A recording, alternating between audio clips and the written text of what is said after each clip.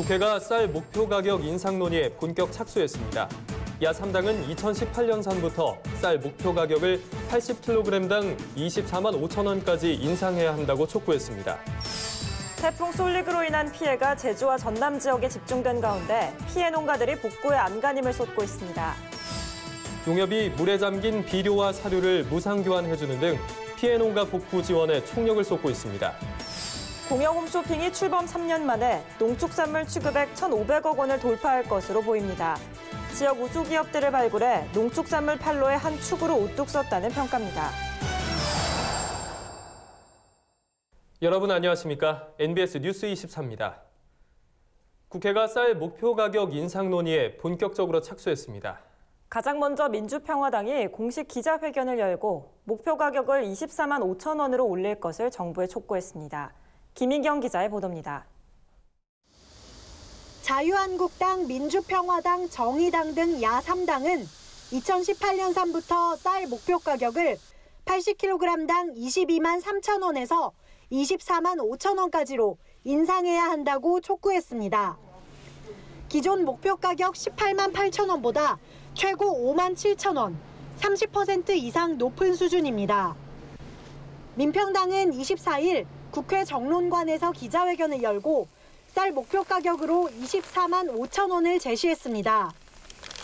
민평당은 소비자 물가는 지난 20년 동안 74%나 올랐지만 같은 기간 쌀값은 26% 상승에 그쳤다면서 쌀 목표 가격은 최소한 소비자 물가 상승분을 반영해야 한다고 강조했습니다.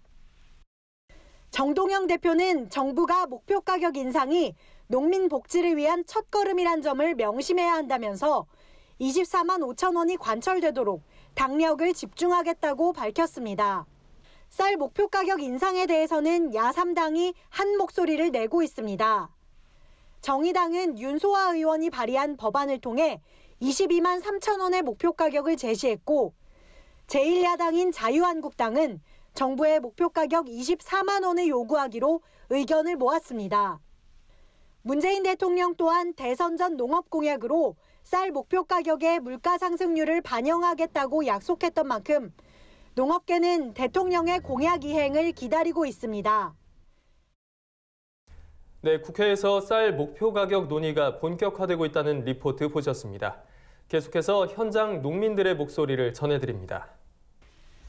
경기도 안성에서 벼농사를 짓는 최원철 씨는 올해 다시 설정하는 쌀 목표 가격이 요즘 가장 큰 관심사입니다. 정부가 농민에게 지급하는 변동직불금의 기준이 되기 때문입니다. 산지 쌀값이 목표가보다 확 떨어지면 정부가 그만큼 보전해 주니까 쌀 목표 가격이나 직불금은 농민한테는 목숨줄이나 같죠. 2013년산부터 2017년산까지 지난 5년간의 목표 가격은 쌀 80kg당 18만 8천 원. 그런데 향후 5년의 목표 가격을 계산해보면 5년 전과 비슷한 값이 나옵니다. 현행 법률에 따른 가격 산출 방식에는 생산비나 물가 변동률이 반영되지 않기 때문입니다. 인건비나 약재값을 생각할 때 생산비가 5년 전보다 20%가 넘게 올랐죠. 그런데 목표 가격은 5년 전이랑 똑같다고 하면 농민들은 답답할 노릇입니다. 쌀 목표 가격의 물가 상승률을 반영하려면 농업소득보전법이 개정돼야 합니다. 농민단체도 최근 잇따라 성명을 내고 목표 가격을 올려야 한다고 강조했습니다. 2016년이 사상 최악의 쌀값 폭락 이후에 회복을 하는 단계로 지금의 쌀 직불제에 대한 어떤 보완 개편이 필요하다고 보고 있습니다. 전국 농민회 총연맹과 전국 쌀 생산자협회는 80kg당 24만 원을, 한국 쌀 전업농 중앙연합회는 80kg당 21만 5천 원을 제시했습니다. 그러나 정부는 난색을 표하고 있습니다. 목표 가격을 올리면 농가들이 받는 직불금 규모가 커지지만 그만큼 정부의 재정 부담도 늘어나기 때문입니다.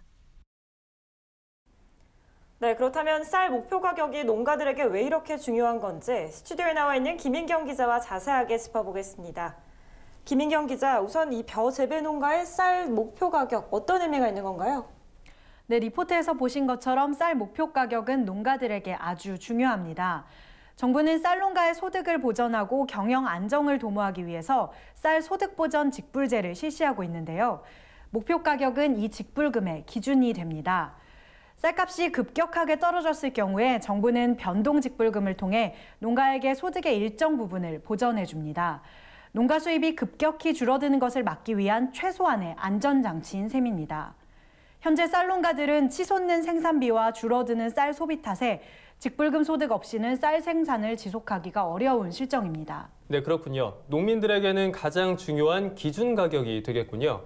자, 그렇다면 농업계가 이런 쌀 목표 가격을 정하는 농업소득보전법 개정안이 8월 임시국회 내에 반드시 처리돼야 한다고 주장하는 이유는 뭔가요? 네, 쌀 목표 가격은 5년에 한 번씩 재설정합니다. 2013년산부터 2017년산까지는 목표 가격이 80kg당 18만 8천 원이었습니다. 이제 2018년산부터 2022년산까지의 목표 가격을 정해야 하는데요. 빠른 시일 안에 재설정을 해야 올해 말이나 내년 초에 직불금이 원활하게 지급될 수 있는 겁니다. 또 시행령, 시행규칙 개정 작업과 정기국회 내에서의 예산 책정 작업을 감안한다면 사실상 지금도 많이 늦은 상황이란 게 농업계의 설명입니다. 네, 그렇군요. 그렇다면 정부의 입장은 좀 어떻습니까? 네, 정부는 난감한 기색이 역력합니다. 네. 정부의 재정 부담이 그만큼 커지기 때문입니다. 특히 목표 가격과 수확기 가격이 6만 원 이상 벌어지면 쌀 변동직불금은 세계무역기구 WTO의 농업보조 총액 한도를 모두 소진하게 됩니다. 자칫하다가는 직불금을 지급할 수 없는 사태가 빚어질 수도 있는 겁니다. 네, 현재 상황으로서는 무조건 최대한 높이는 것만이 능사는 아니겠군요. 자, 앞으로의 일정은 어떻게 되는 건가요? 네, 농식품부 관계자는 일단 목표 가격 산정에 대통령의 공약사항이었던 물가 변동률을 반영하는 게 먼저라고 설명했습니다. 그 이후에 정부안을 정기국회에 제출할 계획입니다. 농식품부 측은 새 목표 가격은 쌀 수급 상황과 재정 부담, 우리 쌀 산업의 국제 경쟁력 등을 종합적으로 고려해서 결정하겠다고 밝혔는데요. 앞으로의 행보는 좀 더 지켜봐야 할 것 같습니다. 네, 그렇군요. 알겠습니다. 김인경 기자 오늘 수고했습니다. 제19호 태풍 쏠릭이 지난 22일부터 이틀에 걸쳐 제주와 전남을 강타하면서 곳곳에 크고 작은 피해가 속출했습니다. 당초 예상보다 태풍의 세력이 약해져 최악의 상황은 피했지만 일부 농가에 피해가 집중되면서 어려움을 겪고 있습니다. 농식품부에 따르면 이번 태풍은 제주와 전남 지역을 중심으로 농작물 피해가 많이 발생했으며 24일 오후 4시 기준 농작물 2,916헥타르와 비닐하우스 8동, 축사 2동, 가축 1마리가 태풍 피해를 입은 것으로 나타났습니다. 제주의 경우 농경지 침수 등에 따른 농작물 피해 면적만 콩 2,000헥타르를 비롯해 2,700헥타르 정도에 달했는데 강한 바람으로 콩잎이 찢기는 피해가 발생했으며 메밀과 양배추 재배지도 피해를 봤습니다. 전남 지역에서는 순천시 나간면 일대의 과수원 177헥타르 가운데 상당 면적에서 과일이 떨어지는 등 낙과 피해가 상대적으로 컸던 것으로 나타났고 해남과 진도 강진에서도 농경지 침수와 벼 쓰러짐 피해가 발생했습니다. 태풍 피해 농가들이 어려움을 겪고 있는 가운데 농협이 강풍에 무너진 시설하우스의 신속한 복구를 돕는 등 피해 농가 지원에 모든 역량을 쏟고 있습니다. 농협은 지난 24일 재해대책위원회를 열어 태풍 피해 농가를 위한 지원책을 마련했습니다. 먼저 농작물 병충해 방제와 생육 촉진을 위해 살균제와 생육 촉진제 영양제를 50% 할인 공급하기로 했고 물에 잠긴 비료와 사료는 전량 무상 교환, 강풍에 파손된 개통 공급 시설하우스 필름은 무상 지원해주기로 했습니다. 또한 태풍 피해를 본 벼는 특별 매입한 뒤 주정용으로 사용하고 강풍이 불어 땅에 떨어지거나 손상된 과일은 긴급 수매한 후 가공용으로 공급하거나 특별 판매 행사를 열어 팔아주기로 했습니다. 더불어 피해 농축산물은 신속한 손해평가를 거쳐 농가의 보험금 50%를 선지급하고 취약계층 피해 농가 지원에도 적극적으로 나서 도배와 장판 등을 무료 제공할 예정입니다. 태풍 솔릭은 제주와 전남부, 경남 등에 만만치 않은 피해를 남겼습니다. 태풍이 지나간 자리, 농작물 관리 요령을 박동민 기자가 알려드립니다. 태풍이 휩쓸고 간 자리, 수확기를 앞둔 만큼 농작물과 시설물의 신속한 관리와 복구가 무엇보다 중요합니다. 먼저 물에 잠긴 논에서는 바로 물을 빼주고 누렇게 익은 벼가 완전히 침수됐다면 서둘러 수확합니다. 밭작물은 전염병이 돌지 않는 게 중요합니다. 포장에 떨어진 열매나 잎, 줄기, 병든 포기를 한데 모아 땅 속에 묻거나 불에 태워 전염이 되지 않도록 막습니다. 토양의 수분량이 갑자기 많아지면 작물의 양분과 수분 흡수 능력이 떨어지는 만큼 요소 0.2%액이나 제4종 복비를 뿌려 생육 회복을 돕는 것이 좋습니다. 과수의 경우 뿌리가 노출된 곳은 흙으로 덮어주고 잎 손상이 심하면 잎수에 맞게 열매를 솎아내야 합니다. 수확기의 과실이 비를 맞으면 당도가 떨어지기 때문에 비가 그친 뒤 3, 4일이 지나고 수확 작업을 하는 것이 좋습니다. 축사에서도 철저한 관리가 요구됩니다. 물에 잠겼던 축사는 물통과 각종 기구를 깨끗이 씻은 다음 햇빛에 소독해 질병에 감염되는 것을 예방합니다. 수인성 질병 발생과 사료에 곰팡이나 세균이 증식하는 문제도 우려됩니다. 축사는 충분한 환기로 적정 습도를 유지하여 주시고 분뇨를 자주 제거해 축사 안에 유해가스가 발생하지 않도록 하여 주시기 바랍니다. 시설물 관리도 꼼꼼히 신경 써야 합니다. 하우스 주변 배수로를 정비해 고인 물을 빼고 피복한 비닐에 오물이 묻었다면 닦아내고 깨끗한 물로 씻어줍니다. 농기계가 물에 잠긴 경우 전문가에게 점검과 수리를 받고 사용하는 것이 좋습니다. NBS 뉴스 박동민입니다. 공영 홈쇼핑이 출범 3년째를 맞으면서 농축산물의 주요 판로처 중 하나로 자리매김하고 있습니다. 지난해 농축산물 연간 취급액이 1,000억 원을 넘어선 데 이어 올해는 1,500억 원을 바라보고 있습니다. 공영 홈쇼핑에 따르면 2015년 7월 14일 개국 이후 가공품을 포함한 농축산물 누적 취급액은 7월 말 기준 3,400억 원입니다. 개국 첫 해 5개월 동안 사업을 운영한 2015년 취급액은 280억 원에 불과했지만 2016년 990억 원, 지난해 1,280억 원을 기록하며 가파른 성장세를 보여왔습니다. 올 들어서도 7월 말 현재 880억 원을 달성하며 연말 1,500억 원 돌파가 기대됩니다. 판매 상품 수도 꾸준히 늘려왔는데 2015년 218개에 그쳤던 농축산물 판매 상품은 2016년 331개로 늘렸으며 지난해 383개, 올해 역시 7월 말 현재 287개로 증가 추세가 이어지고 있습니다. 농축산물 판매가 늘면서 한성김치와 같이 취급액이 100억 원을 돌파한 인기 상품도 나왔습니다. 정부나 지방자치단체 등과 손잡고 TV 홈쇼핑 판매 경험이 많지 않은 지역의 우수 기업을 발굴한 결과물이라는 평가입니다.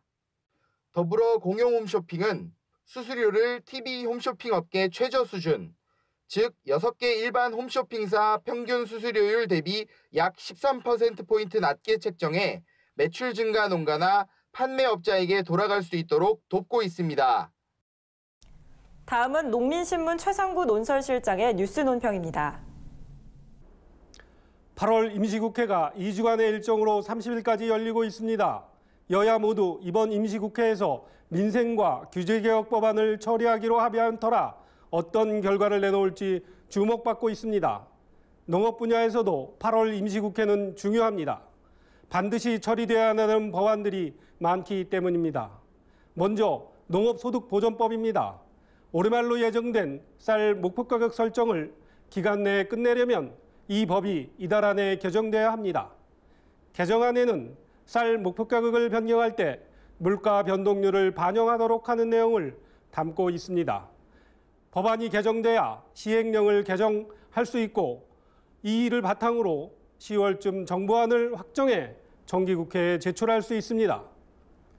후속 일정에 필요한 시간을 고려할 때 법 개정이 늦어지면 연말 안에 목표 가격을 설정하지 못할 수도 있는 겁니다.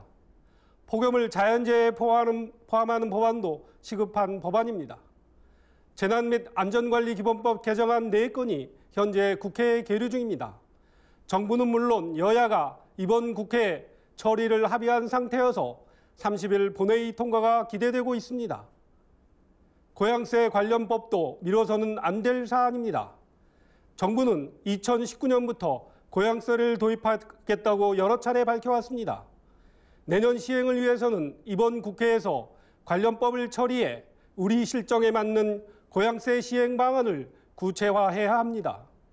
한국고용정보원이 최근 발표한 한국의 지방소멸 2018 보고서에 따르면 올해 6월 기준 전국 228개 시군구 가운데 소멸 위험 지역은 89곳이나 됩니다. 고향세를 도입해 지역 균형 발전을 서두르지 않는다면 지방 소멸은 현실이 될 가능성이 점점 높아지고 있는 것입니다. 대통령 공약 사항인 농업 농어촌 특별위원회 설치 법안도 이번 국회에서 마무리해야 할 법안입니다.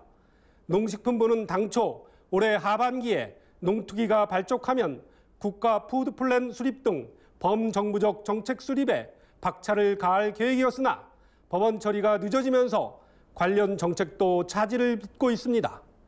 국회는 그동안 농업 문제에 관해 여야가 따로 없다는 말이 나올 정도로 농장 현안 처리에 일치된 모습을 보여왔습니다. 이번 임시국회에서도 여야가 어려움을 겪는 농가경제 회복을 위한 입법 지원에 초당적으로 힘을 모아주길 기대합니다. 감사합니다. 간추린 뉴스입니다. NH농협은행이 펀드 수탁구 50조 원을 돌파한 지 3년 8개월 만에 100조 원을 달성하며 수탁업계 3위로 올라섰습니다. 이로써 올해 200억 원 이상의 수익을 거둘 것으로 예상됩니다. 전북 진안 부귀농협이 100% 국내산 재료로 만든 마이산 김치 7톤을 중국에 첫 수출했습니다. 2002년 마이산 김치를 싱가포르에 첫 수출한 이후 꾸준히 수출 대상국을 넓혀온 결실입니다. 금융위원회가 1,000만 원 이하의 빚을 10년 이상 갚지 못한 사람들의 채무를 감면 면제해주는 장기 소액 연체자 지원 대책 접수 기간을 2019년 2월까지로 연장합니다. 지난해 파악한 장기 소액 연체자 규모 119만 명에 비해 신청자 수가 현저히 낮기 때문입니다. 울산 울주의 대표 특산물 울산보배가 올 들어 처음으로 미국 수출길에 올랐습니다. 이번에 수출한 배는 약 2억 4천만 원 상당의 조생종 원황으로 로스앤젤레스와 뉴욕 등에서 판매될 예정입니다. 오늘 저희가 준비한 소식은 여기까지입니다. NBS 뉴스 24 마칩니다. 함께해 주신 여러분 고맙습니다.